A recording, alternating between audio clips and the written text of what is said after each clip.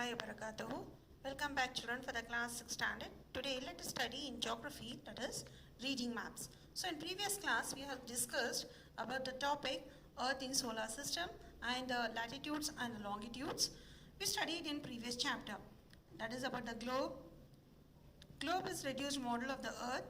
The grid now of latitudes and longitudes make it easy to locate places on the surface of the Earth. So we have studied about the vertical lines and the horizontal lines of the latitude and longitudes. Okay, now let us see what is this map represents. Map represents the Earth's surface or a part of it. So it's very important to study about the maps here. On a flat surface, according to scale, it is very essential tool for understanding and measuring geography, which is a map. Map is very, very important. It makes us to understand and it is a mastering geography. The map is a drawing of location drawn on a sheet of paper. Like maps, there are few more aids which help in locating or understanding the features of the Earth's surface. So when we see to the map here, what it represents, it gives the places, capitals, it gives the whole information, the location of the places, right? This is the aid. Include a globe, plane and sketches, animated films, etc. Okay, now let us see about the globe and map. A globe is a model of the Earth on a miniature scale. A map of the whole Earth showing continents. So this map, it shows about the continents, ocean, countries, etc. is also traced on a globe. We can see the same picture on a globe also, right? We studied in previous topic. So you can see in a globe where with the lines of latitudes and longitudes, that is a feature of the globe. So this globe will show the relative size and shapes of the continents, oceans, countries, etc. accurately as possible. It can be rotated. So we can rotate the globe. But what about the maps here? Can we rotate? No, just we can hang it, right? A globe, and this globe has some features. What are that? Usually small, it can be used to represent basic information about sizable portions of the Earth's surface. So these globes can be small in size or bigger in size here. They represent information of the Earth's surface. They cannot be used on convey detailed. Do they give the detailed information? No. Like about the local road, towns, villages. Do the globe give information of that? No. It will be given information by map here. We can get the information on a map here.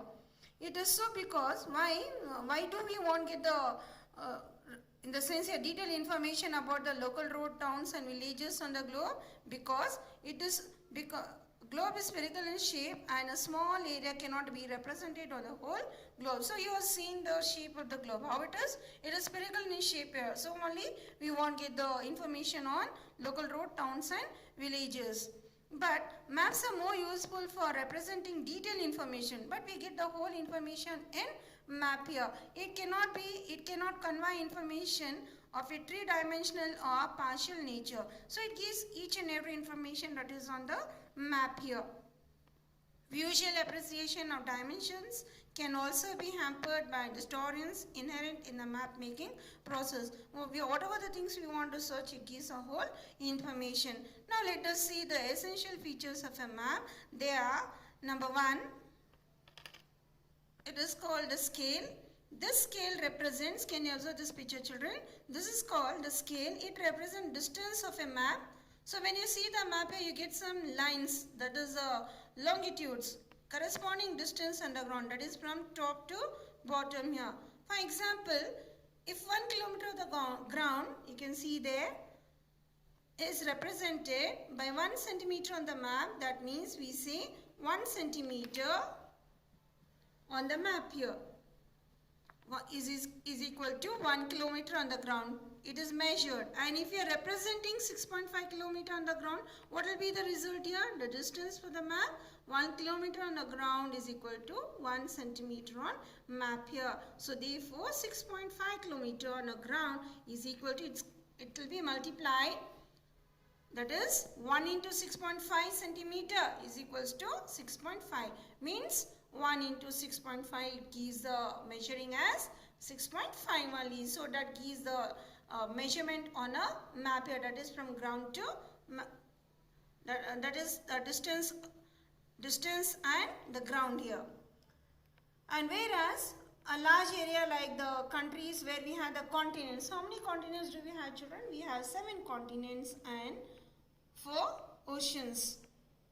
So this usually, the map showing 500 or more centimeter on the ground is called a small scale map here.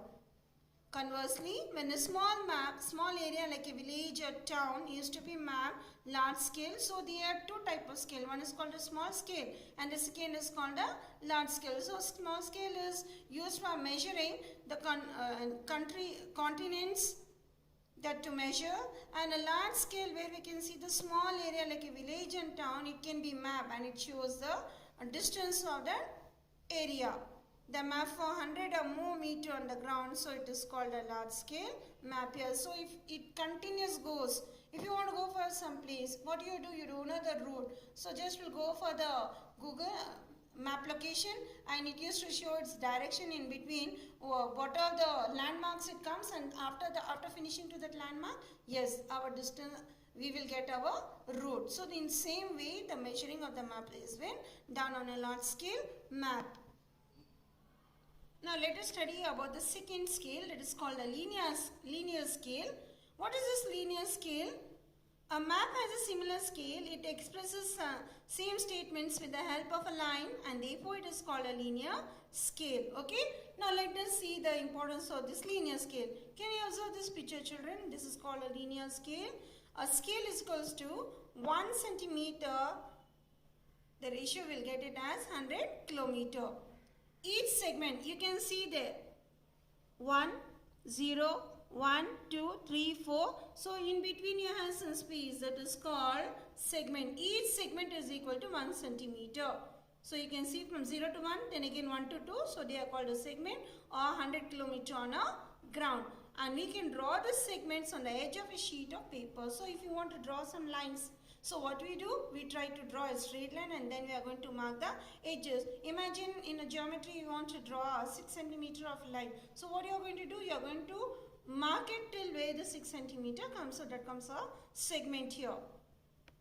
So with the help of these segments, we can measure the distance between any 2 points. We can measure the 2 points, that is with the help of this linear scale. This a piece of paper, we mark the segments in our scale. Now let us see an example. 2 points on a map is 2 centimeter. When we take 2 points, it is called 2 centimeter or 2 segments. That is based given on a linear scale, depends on a scale. And we see that straight line distance between the 2 places on the ground is equal to 200. So now we have drawn a line of 2 segment or 2 centimeter, and when we come to the ground level, it gives to, we study as 200 kilometer. So the purpose of giving linear scale, or it is to make the map a practical aid for field workers. Now if you want to measure the centimeters or square feet of a land, so what do? We use this linear scale to measure how many, the length of the land, the breadth of the land, and then we'll come to know, yes, this is an approximate measurement of a field. And they can adjust a trend. So in olden days, how the people were using, the people used to take a bamboo and they attach it, and if they are taking 4 bamboo, so it can be measured as 4 square feet of. So if you want to measure the square feet of a land, in olden days the people were using the bamboo. And now we have in the sense a different type of meter scale that we can measure the square feet of the land. And previously the people were using the tread also, that to measure the land, square feet of a land.